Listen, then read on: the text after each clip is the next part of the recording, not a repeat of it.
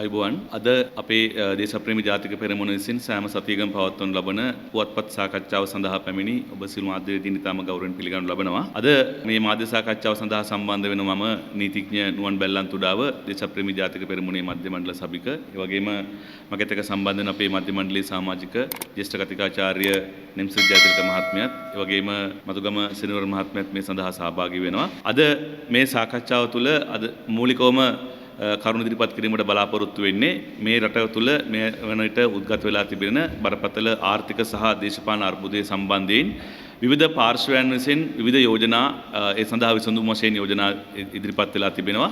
ඒ යෝජනාවලින් අපි බලාපොරොත්තු වන දේ තමයි දේශප්‍රේමී ජාතික පෙරමුණ හැටියට අපේ යෝජනාවලිත් අපේ අදහසුත් අපි ඉදිරිපත් කළා.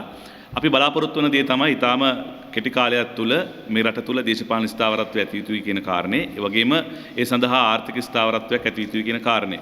අපි පසුගිය වසර ගණනාවක් පුරාවටම මේ රට තුළ මේ කැකෑරමින් පවතින ආර්ථික අර්බුදය සම්බන්ධයෙන් දැනුවත් කිරීමක් මේ රටේ සමාජය ජනතාවට කළා. නමුත් ඒ සම්බන්ධයෙන් දැඩි සංවේදීතාවයක් හෝ උනන්දුවක් මේ රටේ ජනතාව සහ අනිකුත් පාර්ශ්වයන් යොමු කළේ නැති බව ඉතාම පැහැදිලි. මම හිතන්නේ පාර්ලිමේන්තුවේදීත් මේ සම්බන්ධයෙන් ඊයේදී සාකච්ඡාවට ලක් වුණා. පාර්ලිමේන්තුව තුලත් විවිධ මත සහ අදහස් ඉදිරිපත් වුණා. අපි දන්නවා මේ ආර්ථික අර්බුදය එකපාර මතුවෙච්ච අර්බුදයක් නෙමෙයි. නමුත් පසුගිය කාලය තුල ගෝඨාභය රාජපක්ෂ ජනාධිපතිවරයා බලයට පත්වීමත් සමග එතුමා විසින් ගනු ලැබුණු යම් යම් ආර්ථිකමය තීරණ ඒ වගේම බදු ප්‍රතිපත්ති සම්බන්ධයෙන් ගත තීරණත් ඒ වගේම එතුමා විසින් මුදල් අමාත්‍යවරයා විසින් පත් කරගත්ත ඔහුගේ සහෝදරයා බැසිල් රාජපක්ෂ විසින් ගනු ලැබූ උද්දච්ච තීරණත් නිසා තමයි මේ තත්ත්වය ඇති වුණේ. ඒ නිසා ආර්ථිකයේ තුල නිසි කළමනාකාරීත්වයක් නොමැතිවීම නිසා ක්‍රමානුකූලව අපේ ආර්ථික දේහය තුල දේශපාලන දේහය තුල වර්ධනය වෙච්ච පිළිකාවක් විදිහට වර්ධනය වෙච්ච මේ ආර්ථික අර්බුදය පුපුරා යාමක් සිද්ධ වීම තමයි සිද්ධ වුණේ. නැත්තම් තවත් අවුරුදු 5කින් 7කින් පුපුරා යන තිබුණු ආර්ථික අර්බුදයක් ගෝඨාභය රාජපක්ෂ ජනාධිපතිවරයා ඔහුගේ නොහික්මුණු සහ නොසලකලිමත් අකාර්යක්ෂම ආර්ථික ක්‍රියාවලිය ආර්ථික කළමනාකරණ ක්‍රියාවලිය නිසා තමන්ගේ දෙපා මුලට කැඳාගත් බව තමයි දේශප්‍රේමී ජාතික පෙරමුණ හැටියට අපි විශ්වාස කරන දේ. ඊ අපි පාර්ලිමේන්තුවේදී දැක්කා අනුර කුමාර දිසානායක මන්ත්‍රීවරයා කියනවා ඔහුට මේ මාස 6කට මේ කාර්ය බාර දුන්නොත් මේක කරන්න පුළුවන් කියලා. ඔහු කතා කරන ඔහුගේ ඒ අදහස් දැක්වීමේදී කියවිච්ච දෙයක් තමයි මේ සම්බන්ධයෙන් වැදගත්ම දේ තමයි දේශපාලන විශ්වාසය ඇති කිරීම කියන කාරණේ. ඒ වගේම ඔහු සඳහන් කළා අපි මතු කරන මේ ආර්ථික කාරණයට වඩා ආර්ථික කාරණේ සම්බන්ධයෙන් සියලු දෙනාම අදහස් දක්වන නමුත් ඊට වඩා දේශපාලනික කාරණා සම්බන්ධයෙන් අදහස් දේශපාලන සංස්කෘතිය වෙනස් විය යුතුයි කියන කාරණේ. අපි කියන්නේ මේ දේශපාලන සංස්කෘතිය මේ ආකාරයෙන් නිර්මාණය කිරීම සඳහා දායකත්වයක් මේ වෙන විට පාර්ලිමේන්තුවේ සිටින සියලුම දේශපාලන පක්ෂ විසින් දරලා තිබෙනවා. දේශපාලන ජනතාවගේ දේශපාලන විශ්වාසය මේ පාර්ලිමේන්තුව මේ ජනාධිපතිවරයා සම්බන්ධයෙන් කඩ වෙලා තියෙනවා. මේ දේශපාලන ක්‍රමයේ සම්බන්ධයෙන් ජනතාවගේ පිළිකුල සහ ඉච්ඡාබංගත්වය ඇතිවීම සම්බන්ධයෙන් මේ පාර්ලිමේන්තුව නියෝජනය කරන සියලුම දේශපාලන පක්ෂ වගකිය යුතුයි කියන එක තමයි දේශප්‍රේමී ජාතික පෙරමුණේ ස්ථාවරය.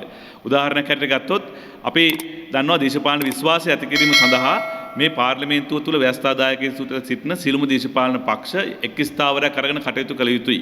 නමුත් පහුගිය කාලේ ආණ්ඩු කරපු එක්සත් ජාතික පක්ෂයේ ප්‍රමුඛ කණ්ඩායම් ඒ වගේම බොද්ධජන පෙරමුණ ප්‍රමුඛ කණ්ඩායම් ශ්‍රී ලංකා නිදහස් පක්ෂයේ ප්‍රමුඛ කණ්ඩායම් සියලු දෙනාම මේ රට ජනතාවගේ දේශපාලන විශ්වාසය බිඳ වැටෙන ආකාරයට තමයි ක්‍රියාත්මක වුනේ. ඒ වගේම තමයි මේ දේශපාලන පක්ෂ අපි සඳහන් කරපු දේශපාලන පක්ෂවල ක්‍රියාකාරීත්වයට නොදෙවෙනි හෝ ඊට වෙනස් දේශපාලන ක්‍රියාකාරීත්වයක් නෙමේ ජනතා විමුක්ති පෙරමුණත් පාර්ලිමේන්තුව තුලත් ඉන් පරිබාහිරවත් දක්වලා තියෙන්නේ. මේ දේශපාලන සංස්කෘතිය අර්බුදය අනුර කුමාර දිසානායක මහත්මයා සඳහන් කරන දේශපාලන සංස්කෘතිය අර්බුදය සහ මහජන විශ්වාසයේ බිඳ වැටීම සඳහා ප්‍රධාන වශයෙන් හේතු වන කාරණයක් තමයි මේ රටේ තියෙන පක්ෂ දේශපාලනය. තමන්ගේ පක්ෂයේ දේශපාලන න්‍යායපත්‍රය මුදුනට ගත්තාම ඉහළට ගත්තාම රටේ දේශපාලන න්‍යායපත්‍රය අමතක වුණාට පස්සේ සිද්ධ වෙන දේ තමයි රට වෙනුවෙන් කළ යුතු දේවල් වලට අමතක කරලා ඉවර වෙලා දේශපාලන වශයෙන් ගොඩනැගිය යුතු සහයෝගීතාව පැත්තක තියලා ඉවර වෙලා පක්ෂ න්‍යාය පත්‍ර ඉස්සරහට එන එක. උදාහරණයක් හැටගත්තොත් එහෙම පහුගිය කාලේ යහපාලන ආණ්ඩුව ගොඩනගපු කාලේ ඒකේ මුල් භාගයේදී ජාතික විධායක සභාව කියන එක පිහිටවල ඉවර වෙලා එතෙන්දී ජනතා විමුක්ති පෙරමුණ හැසිරිච්ච ආකාරය බැලුවාම ඔවුන්ටත් මේ දේශපාලන සංස්කෘතිය සම්බන්ධයෙන් බරපතල වගකීමක් තියෙනවා.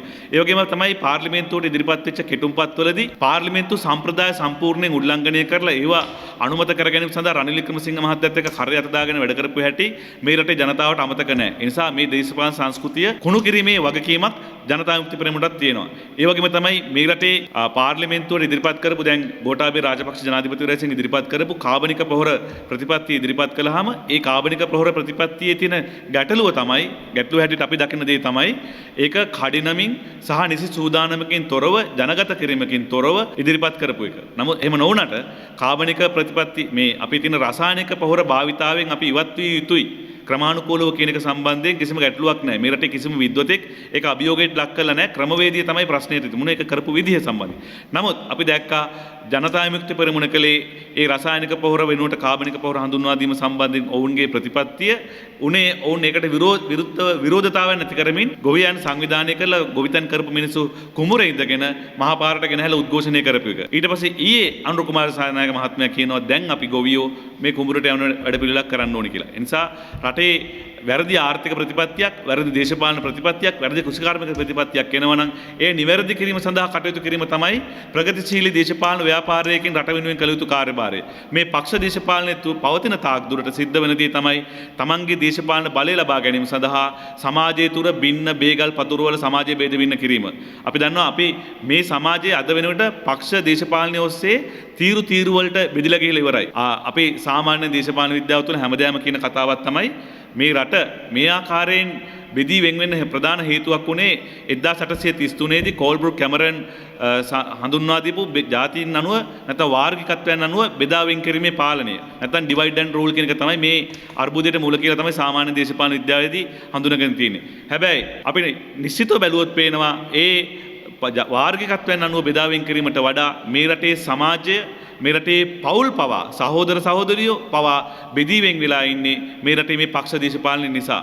නිසා පක්ෂ දේශපාලනය නිසා ඇති කරපු දේශපාලන සංස්කෘතියේ පිරිහීමට මේ සියලු දෙනාම වගකිය යුතුයි කියන එක තමයි අපි කියන්නේ. ඒ විතරක් නෙමෙයි අපි දැක්ක පහුගිය කාලේ මේ රටේ ප්‍රධාන දේශපාලකයන් කලාකරුවන් මිය යනවා කියලා කිව්වහම ඒ සම්බන්ධයෙන් ඔවුන් දරන දේශපාලන මතවාදයේ හේතුවෙන් ඔවුන් මියගිය යුතුයි. නැත්නම් ඔවුන්ට සාප කරන සංස්කෘතියක් අපේ රට තුල දැක්කා. ඒතර ඒකත් මේ දේශපාලන සංස්කෘතිය තුල ඇති කරපු දෙයක්. ඒතර අපේ රටේ තිබුණු සාරධර්මවල ආකල්පවල තත්ත්වය ඒකද? අපි බෞද්ධයෝ හැටියට හෝ වෙනත් ප්‍රධාන වශයෙන් බෞද්ධයෝ හැටියට අනිකුත් ආගම්වල දරන පුද්ගලයෝ හැටියට අපේ දේශපාලන මතය දරන පුද්ගලයෙක් නොවනකොට ඔහු මිය යුතුයි කියලා සාප කරන සිරිතක් අපේ තියෙනවද? ඒතර අපෙන් අහන දැන් අපි සිංහල බෞද්ධයන්ගෙන් ප්‍රශ්න කරන මිනිස්සු අපි දෙමළ ජනතාවට ආදරය කරනවද අනුකම්පා කරනවද මුස්ලිම් ජනතාවට ආදරය කරනවද අනුකම්පා කරනවද කියලා ඇහුවාම ඒ වාර්ගික පදනම කියනක වගේම තමයි මේ දේශපාලන මතය කියන එකත්. ඒකත් මිනිස්සුන්ට වෙනස් මත දරන අයිතිවාසිකමක් තියෙනවා. හැබැයි ඒ දේශපාලන මතය දැරීම නිසා තව යම්කිසි පුද්ගලයෙක් මිය යා යුතුයි කියලා සාප කරන තරමට මේ සමාජයේ පිරිහීමටපත් කළේ මේ රටේ දේශපාලන සංස්කෘතිය. එවැනි දේශපාලන සංස්කෘතිය පෝෂණය කරපු මිනිස්සු තමයි අනුර කුමාර දිසානායකලා. නිසා මේ වෛරී දේශපාලනයෙන් මිදෙන්නේ නැතුව මේ රටේ තුල මේ කියන ආකාරයේ දේශපාලන විශ්වාසයක් ජනතාව තුළ ගොඩනගන්න බෑ කියන එක අපි මතක් කරන්න කැමතියි. ඒ වගේම තමයි මේ වන විට අපි දන්නවා මහානායක ස්වාමීන් වහන්සේලා විසින් තුන්වෙනි වරටත් නිවේදනයක් නිකුත් කරලා තියෙනවා. ඒ නිවේදනය ආමන්ත්‍රණය කරලා තියෙන්නේ මේ රටේ ජනාධිපතිවරයාට. නමුත් ඒ ලියුමේ අන්තර්ගතය බැලුවාම ඉතාම පැහැදිලි උන්වහන්සේලා ඒ ලියුම ඉදිරිපත් කරලා තියෙන්නේ ජනාධිපතිවරයාට විතරක් නෙමෙයි මේ රටේ සමස්ත පාර්ලිමේන්තුවට සහ ව්‍යවස්ථාදායකයන් නියෝජනය කරන පුද්ගලයන්ට කියන එක. උන්වහන්සේලාගේ යෝජනාවලිය අපි දේශප්‍රේමී ජාතික පෙරමුණ විසින් ඉදිරිපත් කරපු යෝජනාවලියට ඉතාම සමීපව සමපාතන යෝජනාවලිය. උන්වහන්සේලා යෝජනා කරනවා මේ පාර්ලිමේන්තුව තුළ සර්වපාක්ෂික ආණ්ඩුවක් ගොඩනැගිය යුතුයි කියන එක. දැන් මේ සර්වපාක්ෂික ආණ්ඩුවක් ගොඩනැගීම සම්බන්ධයෙන් අපි තුළ එකඟතාවක් තියෙනවා. අපිත් කියන්නේ එහෙම එකක් ගොඩනගෙන්න ඕනේ කියලා. හැබැයි අපිට ඊට කලින් මූලික කොන්දේසියක් තියෙනවා. ඒ ගොඩනගන සර්වපාක්ෂික ආණ්ඩුව ගොඩනගෙන්න ඕනේ කුමක් සඳහාද? ඒකට අරමුණක් තියෙන්න ඕනේ. ඒකට දේශපාලන දර්ශනයක්, ආර්ථික දර්ශනයක් සහ ආර්ථික ප්‍රතිපත්තියක් සමග වැඩපිළිවෙලක් තියෙන්න ඕනේ. එහෙම නැතුව අපි දන්නවා දැන් මේ සර්වපාක්ෂික ආණ්ඩුවක් කියලා අටවපු රනිල් වික්‍රමසිංහ මහත්තයා අග්‍රාමාත්‍ය ධූරයට ගෙනහැලා පිහිටවන ආණ්ඩුවෙන් මේ රටේ ජනතාව බලාපොරොත්තු වෙන ප්‍රශ්නෙට උත්තර ලැබෙන්නේ නැහැ. එහෙමනම් ඒ ආර්ථික දර්ශනය පිහිටිය යුත්තේ මේ රටේ සමාජ සාධාරණත්වය, ඒ වගේම ආර්ථික කාර්යක්ෂමතාවය, ඒ වගේම තිරසාර සංවර්ධනය පදනම් කරගත්ත දේශීය ආර්ථික මොඩලයක් වෙන්න ඕනේ. අපේ ආර්ථික සුරක්ෂිතතාවය ආරක්ෂා කරන ආර්ථික සුරක්ෂිතභාවය රැකගන්න පුළුවන් වෙන කුෂි කර්මාන්තයේ ප්‍රමුඛතාවය දෙන දේශීය කර්මාන්ත ආනයන ආදේශන කර්මාන්ත ආරක්ෂා කරන khනිජ අපේ රටේ තියෙන khනිජ සම්පත් පදනම් වෙච්ච බැර කර්මාන්ත ආරම්භ කරන ඒ වගේම පුනර්ජනනීය බලශක්තිය මත පදනම් වෙච්ච බලශක්ති ස්වාධිපත්‍ය ආරක්ෂා කරන මේ රටේ දේශීය වෙදකම ආරක්ෂා කරන ආර්ථික ප්‍රතිපත්තියකට යන්න ඕනේ. ඒ වගේම මහානායක හාමුදුරුවෝ යෝජනා කරන දේ තමයි ජාතික බුද්ධි මණ්ඩලයක් කියන එක. අපි දේශප්‍රේමී ජාතික පෙරමුණ හැටියට යෝජනා කරලා තිබෙනවා.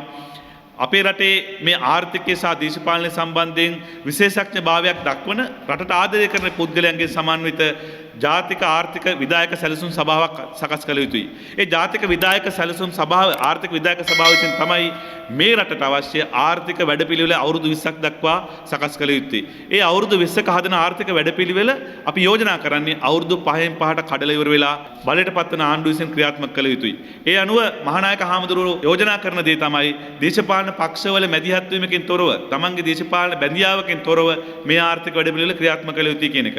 අපි යෝජනා කරන්නේත් ඒක. ඒ කියන්නේ අර ජාතික ආර්ථික විධායක සැලසුම් සභාව අවුරුදු 20කට හදන ආර්ථික වැඩපිළිවෙල අවුරුදු 5න් 5ට ඒ බලයට පත්වන රජයන් විසින් ක්‍රියාත්මක කළ යුතුයි. ඒ අනුව මෙතෙන්දී සිදුවිය යුතු දේ තමයි දේශපාලන පක්ෂවලට තමන් විසින් ජනගත කරනු ලබන එක ප්‍රතිපත්ති අනුව නෙමෙයි ආර්ථික සැලසුම් සභාව විසින් සකස් කරන ජාතික ආර්ථික ප්‍රතිපත්ති අනුව තමයි මේ රටේ ආර්ථිකය මෙහෙයවිය යුත්තේ. අපි යෝජනා කරන දේ තමයි මේ ජාතික ආර්ථික විධායක සැලසුම් සභාව පිහිටවීමත් ඒ වගේම ජාතික ආර්ථික විධායක සැලසුම් සභාව විසින් සකස් කරනු ලබන ජාතික ආර්ථික ප්‍රතිපත්තියත් කියන කාරණා දෙකම මේ රටේ පාර්ලිමේන්තුව විසින් ජනතා පාර්ලිමේන්තුවේ සම්මුතියකින් අනුමත කරන්න ඕනේ. අපි කරන දේ තමයි මේ වෙලාවේදී කළ යුත්තේ ආණ්ඩු ක්‍රම ව්‍යවස්ථාවක් සම්පාදනය කිරීම නෙමේ අපේ රටට අවශ්‍ය වෙන ආර්ථික ව්‍යවස්ථාවක් නැත්තම් මේ රටේ ආර්ථිකය ගමන් කළ යුතු රාමුව මොකක්ද කියන එක සම්බන්ධයෙන් වැඩපිළිවෙලක් සකස් කරලා ඒකට ව්‍යවස්ථාවට හා සමාන බලයක් සහිතව සම්මත කර ගැනීම තමයි අපි යෝජනා කරන දේ. ඊළඟට අපි මහානායක ස්වාමින් වහන්සේ යෝජනා කරලා තියෙන මේ වැඩපිළිවෙල ක්‍රියාත්මක වන බව නිරීක්ෂණය කිරීම සඳහා පසු විපරම් කිරීම සඳහා අවශ්‍ය කාරක සභාවක් නැත්නම් වෙනත් කමිටුවක් පත් කරන්න කියන එක සම්බන්ධයෙන් අපි ඒ යෝජනාවටත් එකඟතාවය ප්‍රකාශ කර සිටිනවා. ඒ වගේම තමයි මේ යෝජනාවලේ තවත් කියන දෙයක් තමයි අපි විගණනය සම්බන්ධයෙන් සහ ආර්ථික දූෂණ සම්බන්ධයෙන් දේශපාලන දූෂණ සම්බන්ධයෙන් කටයුතු කළ යුතු කාරණේ අපි ඉදිරිපත් කරපු පංච වැඩෑරුම් වැඩපිළිවෙල තුළ ඉතා පැහැදිලිව අපි යෝජනා කරලා තියෙනවා දේශපාලඥයට බලපාන වෘත්තීය ආචාර ධර්ම පද්ධතියක් තියෙන්න ඕනේ. ඒ වගේම ඒ ආචාර ධර්ම පද්ධතිය හුදු මඟ පෙන්වීමක් නෙමේ ඒක නීතිය ඉස්සරහට කියලා බලාත්මක කරන්න හැකියාව තියෙන්න ඕනේ. ඊළඟ කාරණේ තමයි මේ දූෂණ වංචා සම්බන්ධයෙන් ගත්තොත් එහෙම අපි යෝජනා කරන දේ තමයි අවම වශයෙන් 1978 දක්වා අතීතයට බලපවත්න ආකාරයට උපයාගත් ආකාරය හෙළිදරව් නොකර කළ නොහැකි වත්කම් සම්බන්ධයෙන් නීති පනවන්න ඕනේ. ඒ හැලිදරව් කර නොහැකි වත්කම් තියෙනවා නම් ඒවා මේ රාජසන්තක කිරීම සඳහා අවශ්‍ය නීතිමය ක්‍රියාමාර්ග ගන්න ඕනේ. ඒ වගේම තමයි ඒ චෝදනා සම්බන්ධයෙන් විමර්ශනය කිරීම සඳහා බලගතු ත්‍රිපුද්ගල මහාධිකරණ දෙකක් කොළඹ පිහිටවන්න අවශ්‍ය වෙනවා. දැන් අපි දන්නවා මීට ඉස්සෙල්ලා යහපාලන ආණ්ඩුව ඔය අනුර කුමාර සානායක මහත්මයාත් එක්ක එකතු වෙලා දිනසීයේ වැඩපිළිවෙලේ කළේ හැදුවා දූෂණ වංචා සම්බන්ධ බරපතල වංචා සම්බන්ධයෙන් මූල්‍ය අපරාධ වංචා සම්බන්ධයෙන් කොමිෂන් සභාවක්. හැබැයි ඒකට පැමිණිලි කිරීම සඳහා හැකියාව තිබුණේ අග්‍රාමාත්‍යවරයා ප්‍රමුඛ කමිටුවක් විසින් පමණයි. ඒ අග්‍රාමාත්‍යවරයා ප්‍රමුඛ කමිටුව ක්‍රියාත්මක වුණේ ওই ජාතික විධායක සභාව කියන එක හරහා අනුර කුමාර සානායක මහත්මයාත් රාජසේනාරත්න මහත්මයාත් ඇතුළු කණ්ඩායමක් අරලියගහ මන්දිරේ ඉඳන් ඔවුන් මේ දේශපාලනය කළේ එහෙමයි. නමුත් අපි යෝජනා කරන දේ තමයි මේ පිහිටවන ත්‍රිපුද්ගල මහාධිකරණ දූෂණ වංචා විමර්ශන සම්බන්ධයෙන් පිහිටවන මහාධිකරණ විනිශ්චයකාරවරුන් ගැන හෝ ඒ විනිශ්චය අධිකාරවලට පැමිණිලි කිරීමේ බලය මේ රටේ ඕනෑම පුරවැසියෙකුට හිමි යුතුයි. ඒක පුරවැසියන්ගේ අයිතිවාසිකමක් විදිහට තියෙන්න ඕනේ. එහෙම නැතුව ඒක දේශපාලන අධිකාරීන් අයට තියෙන අයිතිවාසිකමක් නෙමෙයි. මොකද ඒක දේශපාලන අධිකාරිය හරහා තිබුණාම සිද්ධ වෙන දේ තමයි ඔවුන් තමන්ගේ දේශපාලන බල ඕමනාවන් සපුරා ගැනීම සඳහා එහෙම නැත්නම් දේශපාලනයේ ඉන්න තමන්ගේ විරුද්ධවාදීන් මර්ධනය කිරීම සඳහා උපකරණයක් විදිහට මේ පිහිටවන අධිකරණ ආයතන නැත්නම් කොමිෂන් සභාව පාවිච්චි කරනවා. ඒ නිසා ඒ හරහා නැවත වතාවක් සිද්ධ වෙන දේ තමයි මේ රටේ දේශපාලන විශ්වාසය මේ ආයතනික ව්‍යුහයන් සම්බන්ධයෙන් අධිකරණ පද්ධතිය සම්බන්ධයෙන් තියෙන දේශපාලන විශ්වාසය බිඳ වැටීම. ඒ වගේම තමයි අපි දැක්ක මේ මහානායක ස්වාමින් වහන්සේලාගේ යෝජනාවලියත් එක්ක කාදිනල්තුමාත් යෝජනාවලියක් ඉදිරිපත් කරලා තිබෙනවා. ඒ වගේම තමයි අපි දැක්ක අරගල භූමියේ සිටින නැත්නම් ගෝල් පේස් එකේ ඉන්න කණ්ඩායමසුත් යෝජනා ඉදිරිපත් කරලා තියෙනවා. අපිට දැන් මෙතෙන්දී පේන දේ තමයි මේ හැම යෝජනාවලියකම මහානායක ස්වාමින් වහන්සේ ඉදිරිපත් කරපු යෝජනා හැරුණාම අනිත් යෝජනා සියල්ලම තියෙන දේ තමයි ගෝටා ගෝ හෝම් කියන එක. අපි කියන දේ තමයි මේ වන විට මේ රටේ ව්‍යවස්ථාව ක්‍රියාත්මක වෙන ආකාරය අනුව ගෝඨාභය ගෙදර යන්න අවශ්‍යතාවයක් නැහැ. ඔහු ජනාධිපති ධූරයේ ඉන්නවද නැද්ද කියන එක සම්බන්ධයෙන් මේ යෝජනා කරන දේශපාලන ක්‍රියාවලිය සම්බන්ධයෙන් හෝ ආර්ථික ක්‍රියාවලිය සම්බන්ධයෙන් බලපෑමක් නැහැ. ඒකට හේතුව තමයි මේ වෙන විට ජනාධිපතිවරයා සතු දේශපාලන විශ්වාසය නැත්නම් පාර්ලිමේන්තුව සතු දේශපාලන විශ්වාසය බින්න වෙලා ඉවරයි. මේ වෙනකොට ජනතාව කියා සිටින්නේ පාර්ලිමේන්තුව ජනාධිපතිවරයා දෙකම එපයි කියන එක. එහෙම නැතුව පාර්ලිමේන්තුව විශේෂ කරලා අරගෙන ජනාධිපතිවරයා පමණක් හුදකලා කරන අරගලයක් ජනතාව තුළ නැහැ. ඒ ඇවිල්ලා අපි යෝජනා කරන දේ තමයි මේ ගෝඨා ගෝ හෝම් කියන එක ව්‍යවස්ථානුකූලව කරන්න බැරි මතවාදයක් නැත්නම් සටන් පාටයක් ජනතාව ඉස්සරහට ගෙනහැල්ලා ඒක ජනතාව මත බලෙන් පටවල ඉවර වෙලා පහුගිය කාලේ කරපු දේ තමයි මේ ආර්ථික අර්බුදයෙන් විසඳුම් සෙවීම සඳහා ජනතාව තුළින් ආපු උවමනාව ජනතාව තුළින් ආපු විරෝධතාවය තම තමන්ගේ දේශපාලන පක්ෂවල වෙනත් න්‍යාය පත්‍රවලට ගොනු කර ගැනීම නැත්නම් ලඝු කර ගැනීමයි සිද්ධ වුනේ. ඒ නිසා අපි කියන්නේ ඒ ගෝඨා ගෝ හෝම් කියන පටු දේශපාලන සටන් පාටෙන් ඔබට ගිහිල්ලා ඉවර වෙලා එතනින් එහාට කියපු පුළුල් ආර්ථික වැඩපිළිවෙලක් ආර්ථික සම්මුතියක් ඇති කර ගැනීම සඳහා තමයි මේ රට යන්න ඕනේ. ඒ නිසා කාදිනල්තුමාටත් අපි කියන දේ තමයි ඔබතුමාත් ඒ වගේම මේ රටේ පාර්ලිමේන්තුවත් මේ ගෝල් පේස් එකේ ඉන්න කියන්නේ එකම කතාවක්. ව්‍යවස්ථා සංශෝධනය තමයි කතා කරන්නේ. මේ රටේ ජනතාවගේ ප්‍රශ්නේ තියෙන්නේ ව්‍යවස්ථා සංශෝධනයක් නෙමේ. මේ රටේ ජනතාවගේ ප්‍රශ්නේ තියෙන්නේ මේ ආර්ථික අර්බුදයට විසඳුමක් හොයන්න. ඒ ආර්ථික අර්බුදයට විසඳුමක් සොයා ගැනීම සඳහා අවශ්‍ය දේශපාලන වැඩපිළිවෙල සඳහා අවශ්‍ය ෆ්‍රේම්වර්ක් එක අපේ ගෞරවනීය මහානායක ස්වාමින් වහන්සේලා විසින් ඉදිරිපත් කරලා තියෙනවා.